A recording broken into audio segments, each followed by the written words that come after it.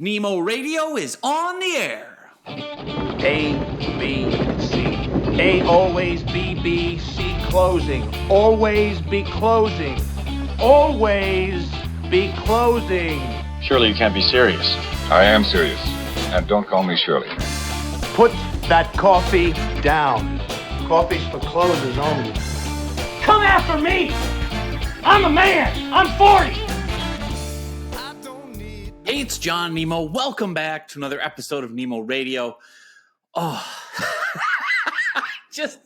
I always start with laughs because I always record when I'm emotional, because I find that, and here's a little pro tip for you, if you can create content while you're emotional, because you're going to create better content. It's going to have more energy and enthusiasm and excitement, and you're going to be passionate, and you're going to make your point well, especially if it's audio or video. It's so important to capture yourself in the spirit, in the mood, in the feeling. And the feeling I'm in right now is frustration, but also empathy.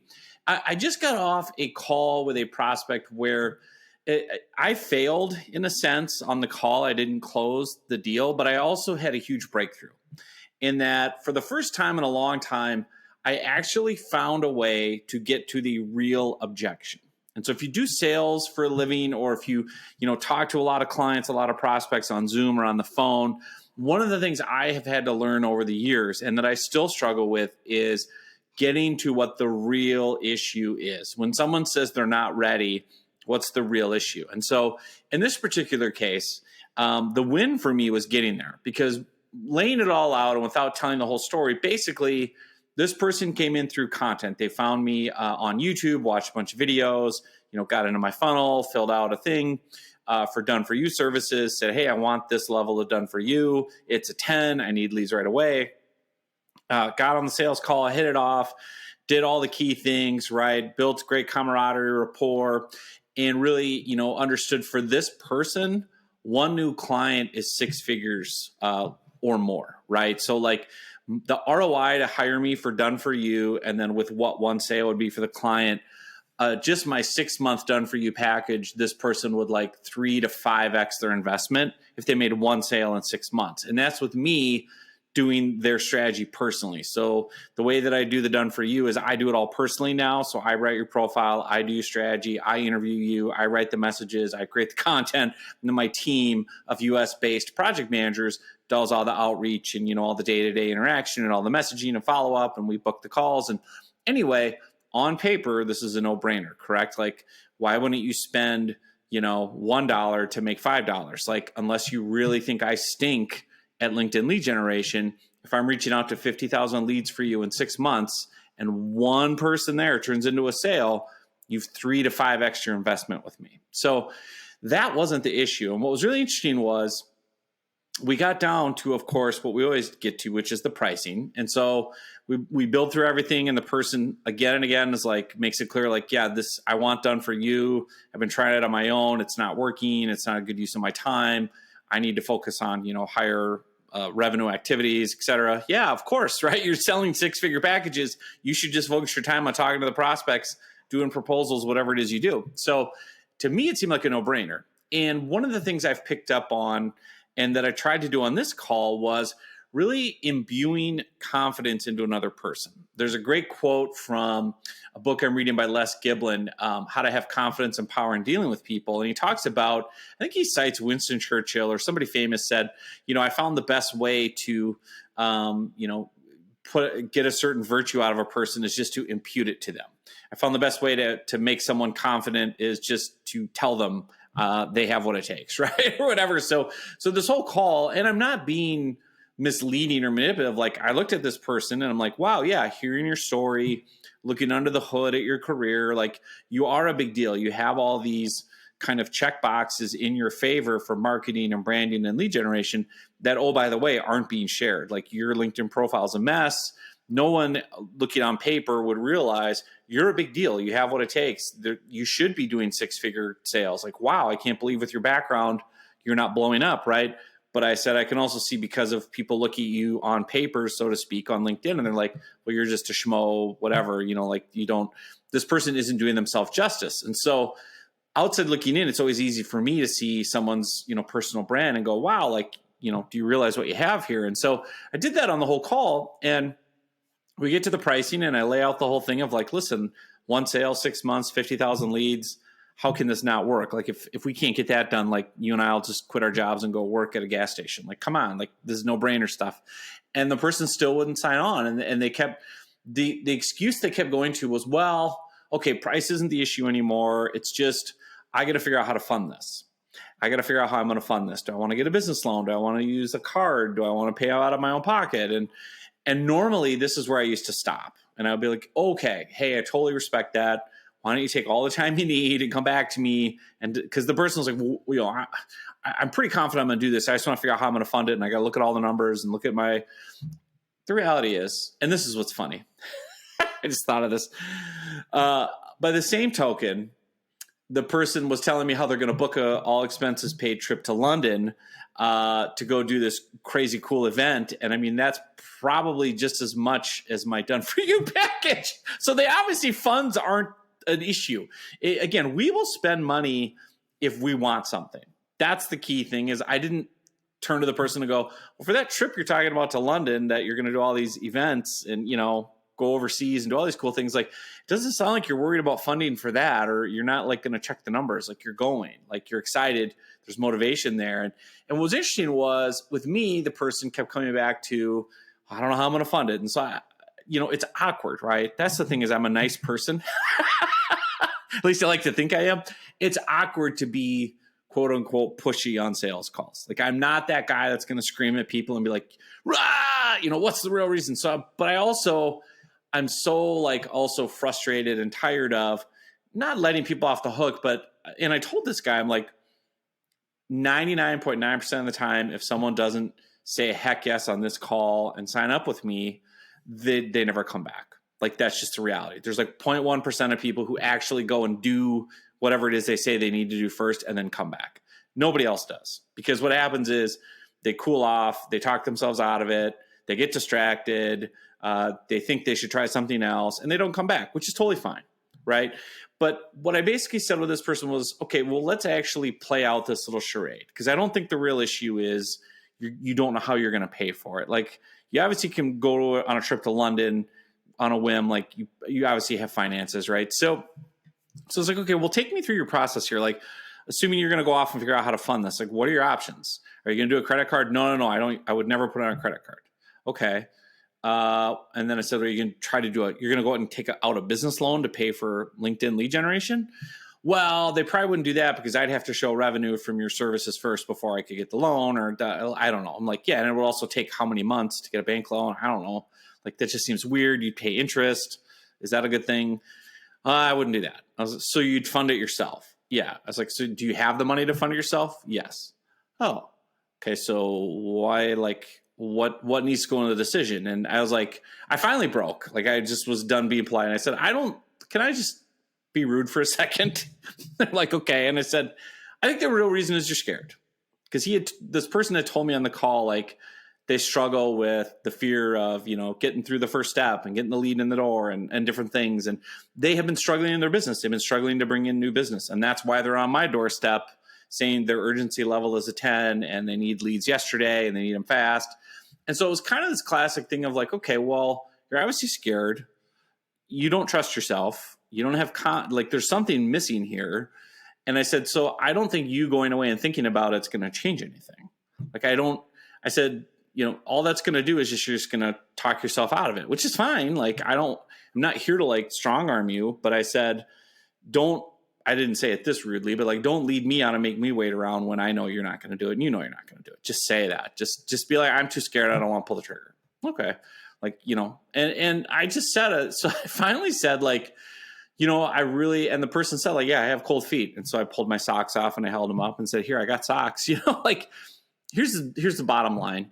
And this is a great insight for you and for me is you have to remember, as Dale Carnegie says in his book, How to Win Friends and Influence People, we're not dealing with creatures of logic. We're dealing with creatures of emotion.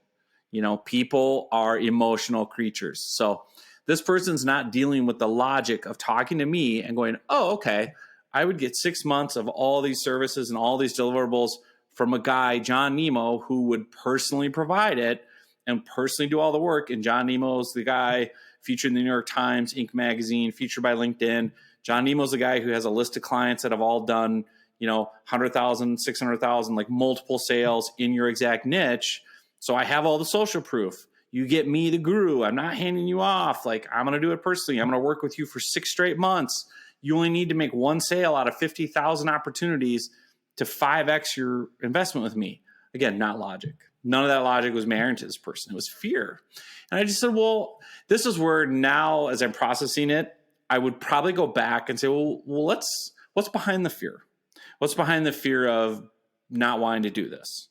And that's where I probably could have been better as a psychologist to kind of poke and prod, like, why? Like, why don't you trust yourself? And see what comes out. Like, maybe it's, well, I've made really bad decisions in the past, and I'm just feeling like a failure because I haven't brought in a new deal in 6 months. And I'm just feeling like, how do I even know if, I throw in with you, anything will change? And, maybe it's just, I have a scarcity mindset. I always want to have more than I need, and I never have enough. And I don't know, like, that's probably, now that I'm processing it, where I'll go next time.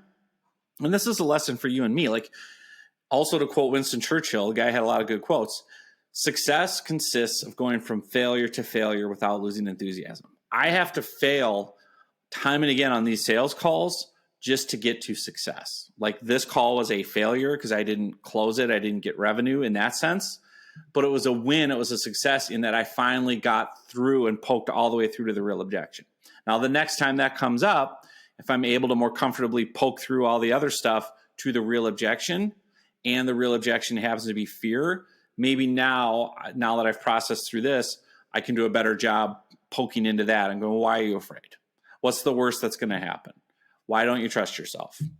And in this case, I was more just like, I was probably too aggressive in that I kept outside looking in going, you're the real deal. Like, it was like talking to a depressed person. It was like nothing was getting through. It's like, look at you. Look at this.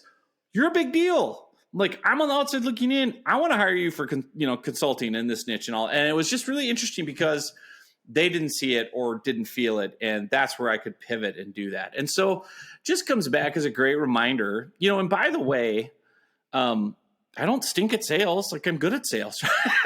Like, I've done really well building a 7-figure business by myself, doing sales by myself. So the key thing, though, that I've learned is, like, you can never think you have it figured out. Like, you have to always be learning, and you have to be, it's a high wire act. I feel like sales calls are a high wire act, and you have to not be afraid to fail and fall on your face, because it's the only way you're going to get better. It's like the analogy I always use, speaking of mindset, was when I played baseball in grade school, 7th and 8th grade, I was great in practice. I was a great batter. I could hit the ball, line drives everywhere.